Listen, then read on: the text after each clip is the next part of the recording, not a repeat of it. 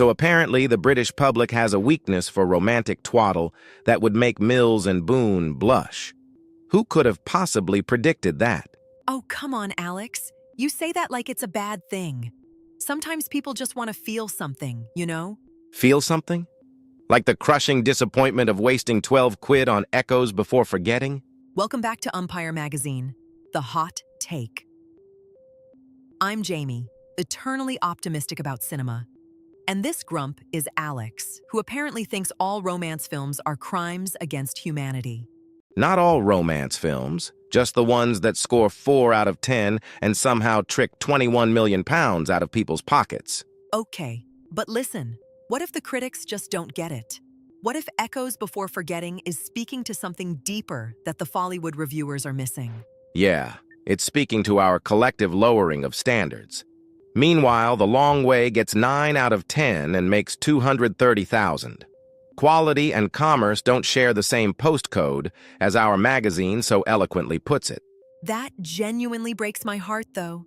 The Long Way sounds amazing, and it's getting completely ignored, while people are flocking to see things that apparently make critics weep into their notepads. Speaking of weeping, did you see Buck Thornton was found crying into explosion props at 3 a.m.? Explodo-Vision stock is at $4, and the man's hugging fake dynamite. Wait. He was trying to set his own business cards on fire for dramatic effect? That's either the most pathetic thing I've ever heard or absolutely brilliant performance art.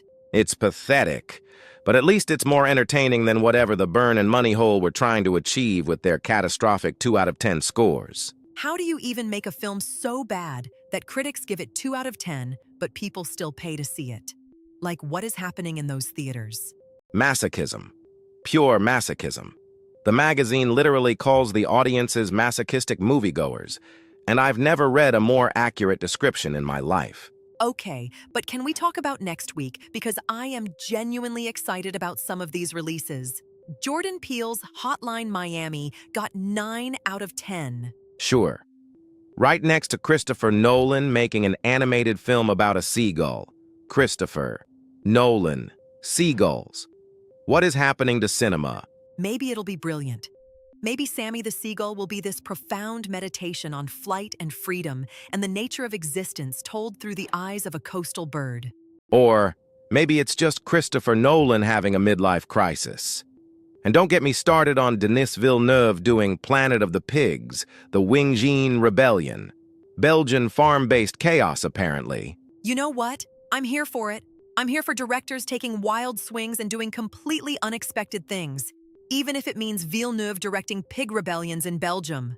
This is exactly what's wrong with film culture today. We celebrate mediocrity and defend artistic disasters just because they're different. Not everything weird is good, Jamie. And not everything popular is bad, Alex. You sit there with your superior attitude acting like audiences are idiots for enjoying things. But maybe, just maybe, they're finding genuine joy in stories that speak to them. Genuine joy in films that critics universally pan? Come on. Yes, because critics aren't the final word on everything. Sometimes a film that's technically flawed or narratively messy still manages to capture something real about the human experience and connect with people on an emotional level. The human experience of having terrible taste, maybe. No, the human experience of wanting to feel loved and understood, and like maybe happy endings are possible even if they're not perfectly executed. Sometimes people need hope more than they need cinematic perfection. Fine. You know what? You're right about one thing. The Blue Line is doing well and actually deserves it.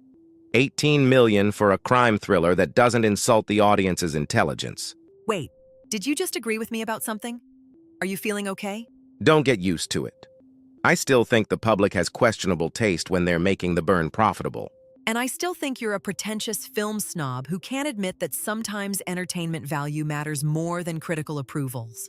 Also, can we acknowledge that this film is for sale apparently makes its commercial desperation work somehow? That's either genius or the most cynical thing ever. It's probably both. But hey, at least it's honest about what it is, unlike some films that pretend to be art when they're really just cash grabs. True. Speaking of cash grabs, Tom Vandenberge is apparently demanding scripts on Egyptian papyrus and his office water cooler dispenses liquid diamonds now that YMS stock hit $107. Your cinematic majesty is what he wants to be called. I mean, at least he's committed to the bit.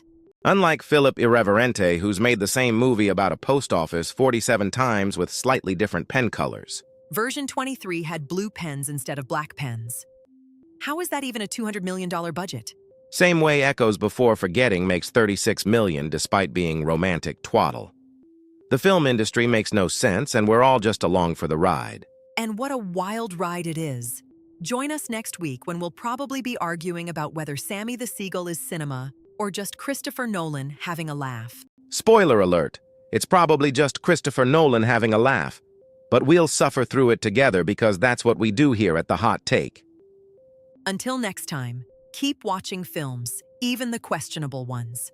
This has been Jamie and Alex, disagreeing about everything as usual.